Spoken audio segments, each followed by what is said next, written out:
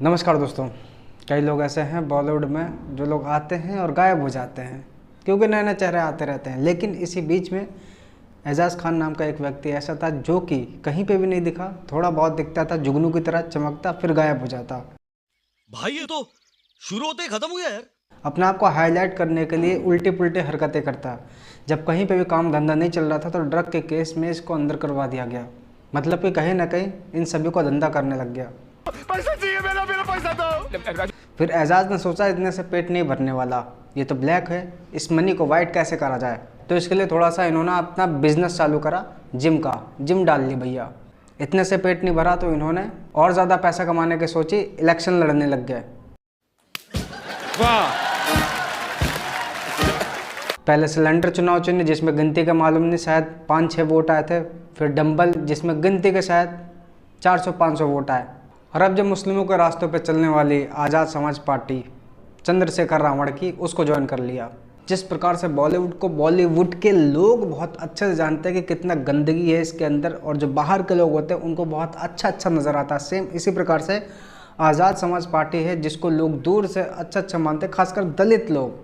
इनसे मिलिए, ये हैं सुमित कुमार जो भीम आर्मी के लीडर हैं। पिछले 8 साल से भीम आर्मी में काम कर रहे हैं। वही भीम आर्मी जिसको दलितों का मसीहा चंद्रशेखर रावण चलाता है। तो इनकी बहन थी पूजा, उसकी पिछले हफ्ते उसी के हस्बैंड ने, मोहम्मद आलम ने, उसकी हत्या कर दी। और 6 महीने पहले ही इनकी शादी हुई थी, निकाह हुआ था। इस पूजा को हिंदू दलित लड़की को कन्वर्ट करा और फिर निकाह किया, और फिर अब पिछले हफ्ते इसको मार दिया मोहम्मद आलम ने। और अब जो दलितों के मसीहे की बात करते हैं तो सुमित कुमार चंद्रशेखर रावण के पास जाते हैं और कहते हैं कि मुझे मदद चाहिए आपकी, मुझे न्याय दिलाओ।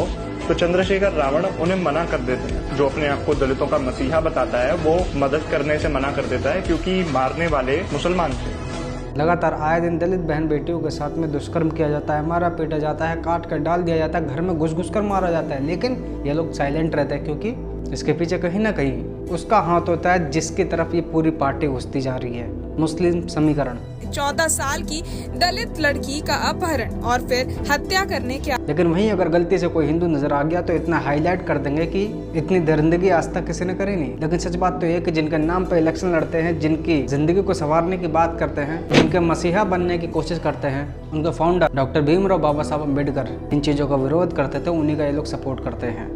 आज़ाद पार्टी में ये चीज़ें पहले छुप कर होती रहे, लेकिन जब इनको ऐसा लगने लगा कि भाई दलित से ज़्यादा हमें सपोर्ट इनका लेना चाहिए, तो वो चीज़ें अब खुलकर आने लग गई। संविधान के साथ में कुरान में भरोसा करता क्योंकि कुरान में जो लिखा हुआ है वो गलत नहीं है। बस हमने हो सकता है अपनी हिसाब से कभी कभी कुरान को यूज कर लिया हो कि जो हमें अच्छा लगा हमने स्वीकार कर लिया।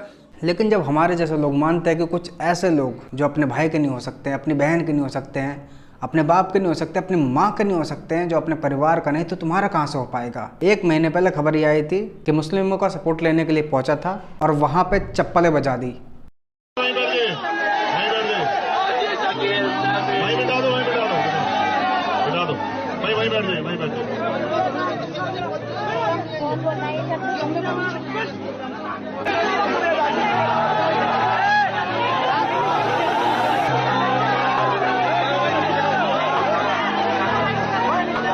लेकिन एजाज खान वीडियो को अपलोड करते हुए ट्विटर पे बैकग्राउंड में कौन सा सॉन्ग चलाता है, ये देखो। आजादी को चली बहाने दीवानों। एक ऑफर आपके लिए भी, यदि आपका कोई काम धंधा नहीं चल रहा है, आपको भी हर तरीके से ब्लॉक कर दिया गया है, आपको भी हर एक जगह से निकाल दिया गया है, तो आप भी आज़ाद समाज पार्टी को ज्वाइन कर सकते हैं और गाली सुनने के लिए तैयार हो सकते हैं।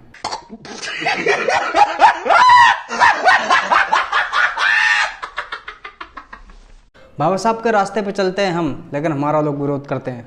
बाबा साहब के रास्ते पे चलते हैं पंडित धीरेन्द्र कृष्ण शास्त्री जी महाराज, लेकिन उनका लोग विरोध करते हैं। प्रयागराज में कुंभ होना है, ये चर्चा होने लगी है कि जो सनातन के फॉलोवर्स नहीं है उनका वहाँ पे क्या काम, उनकी दुकानें या वो वहाँ। बिल्कुल हमने कहा है, हमने ये कहा मेरे अंगने में तुम्हारा क्या काम। आखिर हम लोग अपनी तरफ से हाथ कब तक बढ़ाए, भाईचारा कब तक निभाए। लास्ट में थक थुका के हमें तो यही कहना पड़ेगा ना, हमने ये कहा मेरे अंगने में तुम्हारा क्या काम। अरे भाई, हिंदुस्तान में कई हिंदू गरीब हैं, उनकी भी कहीं दुकान लगवा दो मक्का मदीना में। आप इतने ही उदारवादी गंगा जमुनी क्यों, मक्का मदीना में हमारी दुकान लगवा दो, हम भी गरीब ही हैं भैया। आप इतने भारत में हिंदू गरीब हैं, आपकी मजारों के सामने हम लोगों की दुकानें नहीं लगती। जब मुस्लिम लगा सकता है मंदिर में, तो हिंदू क्यों नहीं लगा सकता मक्का मदीना में। क्या काम, आपको त्रिवेणी का ज्ञान नहीं, संगम का ज्ञान नहीं, संतों के मान का पता नहीं, कथा का आपको पता नहीं, संतों की महिमा का पता नहीं, खालसा क्या होते हैं, पंथ क्या होते हैं, इसके बारे में आपको पता नहीं, तो आप वहां जाकर के करोगे क्या? जब आपको इन सब चीज़ों के बारे में मालूम ही नहीं तो आप क्या करोगे? जो आपका काम है वही करोगे। धंधा करके मूत्र कांड करोगे, थूक कांड करोगे। भैया हमारा तो क्लियर कहना है कि यदि हिंदू तुम्हारी मस्जिदों में घुसे जूते मारो और इतना मारो, मार मार के बेहोश कर दो। नमस्कार।